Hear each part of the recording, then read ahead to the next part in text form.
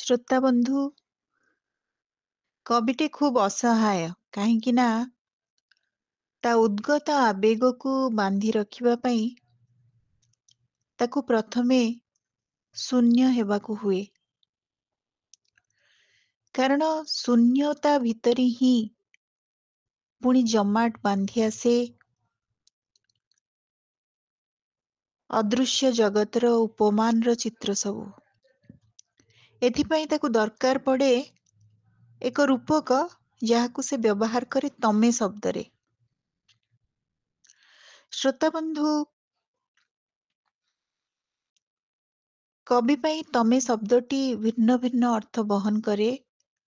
ସମ୍ପର୍କର ଭିନ୍ନ ଭିନ୍ନ ପରିଭାଷାରେ ଚିତ୍ରାଙ୍କିତ ହୋଇ ଅନେକ ରୂପ ନିଏ। ଆଜି ମୋର ଏକ କବିତା ଯାହାର ଶୀର୍ଷକ ହେଉଛି ଅପହଞ୍ଚ। ୟା ଭିତରର ସେଇ ତମେଟି ଯୋଗସୂତ୍ରକାରୀ ମୋ ଭାବର ବାହକ ମାତ୍ର। ଶ୍ରୋତା ବନ୍ଧୁ, ଆଜି ଆପଣମାନଙ୍କ ଉଦ୍ଦେଶ୍ୟରେ ମୋର କବିତା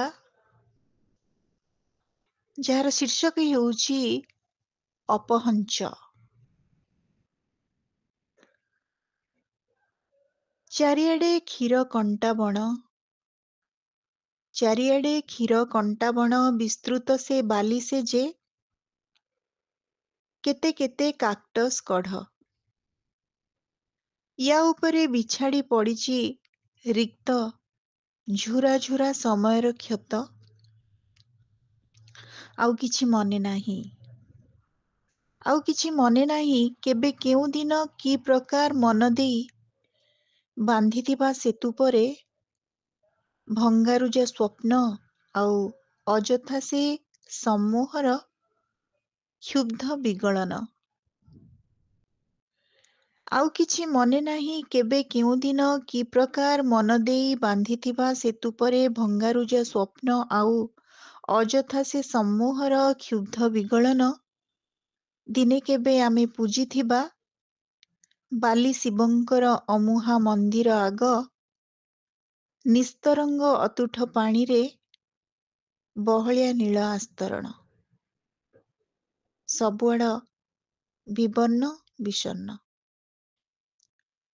ଦିନେ କେବେ ଆମେ ପୂଜିଥିବା ସେ ବାଲି ଶିବଙ୍କର ଅମୁହା ମନ୍ଦିର ଆଗ, ନିସ୍ତରଙ୍ଗ ଅତୁଠ ପାଣିରେ ବହଳିଆ ନୀଳ ଆସ୍ତରଣ। ସବୁଆଡ଼ ବିବର୍ଣ୍ଣ ବିଷଣ୍ଣ। ବାଲି ପରେ ଏବେ ଦିଶେ କୁଢ଼ କୁଢ଼ ଭଗ୍ନ ସ୍ମୃତି ଚିହ୍ନ। ଅଦୂରରୁ ଶୁଭୁଥାଏ ବେହେଲାର ଛିନ୍ନ ଭଗ୍ନ ରାଗ।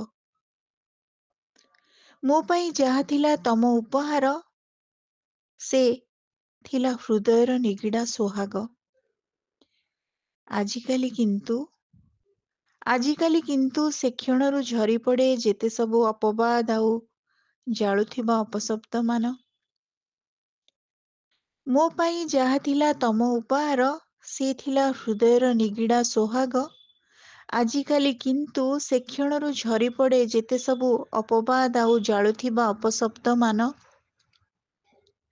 ୟା ଭିତରେ ଯେହେତୁ କି ତମେ ପୁରା ଅପହଞ୍ଚ, ୟା ଭିତରେ ଯେହେତୁ କି ତମେ ପୁରା ଅପହଞ୍ଚ, ବାଲି ପଠା ପରେ ଥିବା ଭୂଇଁ ବରକୋଳି ବୁଦା, ମନେ ତୋଳେ ଅସମୟେ ମୁହଁ ସଞ୍ଜ ଭ୍ରମ।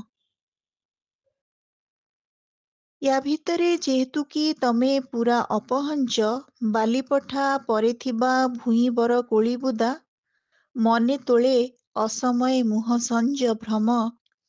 କାହିଁକି କେଜାଣି, କାହିଁକି କେଜାଣି ତମ ବିନା ସବୁଆଡ଼ ବିଜନ ଓ ଶୂନ୍ୟ। କାହିଁକି କେଜାଣି ତମ ବିନା ସବୁଆଡ଼ ବିଜନ ଓ ଶୂନ୍ୟ। ଆମ ପରେ ଆକାଶର ଦିଗନ୍ତ ବି ଏମିତି ଲମ୍ବିଥିବ। ଆମ ପରେ ଆକାଶର ଦିଗନ୍ତ ବି ଏମିତି ଲମ୍ବିଥିବ। ଚନ୍ଦ୍ର ଥିବ, ତାରା ଥିବେ, ଆମ ଉଚ୍ଚାରିତ ଶବ୍ଦ ସବୁ ନେଇ କେତେ କିଏ ନିବୃତ୍ତେ ବାହୁନୁଥିବେ। ଚନ୍ଦ୍ର ଥିବ, ତାରା ଥିବେ, ଆମ ଉଚ୍ଚାରିତ ଶବ୍ଦ ସବୁ ନେଇ କେତେ କିଏ ନିବୃତ୍ତେ ବାହୁନୁଥିବେ, ଆମ ଭୂମିକାରେ କେତେ କିଏ ଥିବେ, ଆମ ଭୂମିକାରେ କେତେ କିଏ ଥିବେ, ସବୁକିଛି ସେମାନଙ୍କ ପାଇଁ ବି ହାତ ପାଆନ୍ତାରେ ଥାଇ ଅପହଞ୍ଚ ଥିବ, ସବୁକିଛି ସେମାନଙ୍କ ପାଇଁ ବି ହାତ ପାଆନ୍ତାରେ ଥାଇ ଅପହଞ୍ଚ ଥିବ। ଶ୍ରୋତାବନ୍ଧୁ, ମୋ କବିତାର ଶୀର୍ଷକ ଥିଲା ଅପହଞ୍ଚ। କବିତାଟି କେମିତି ଲାଗିଲା ଆପଣମାନଙ୍କର ମତାମତ ଅପେକ୍ଷାରେ ରହୁଛି। ଧନ୍ୟବାଦ।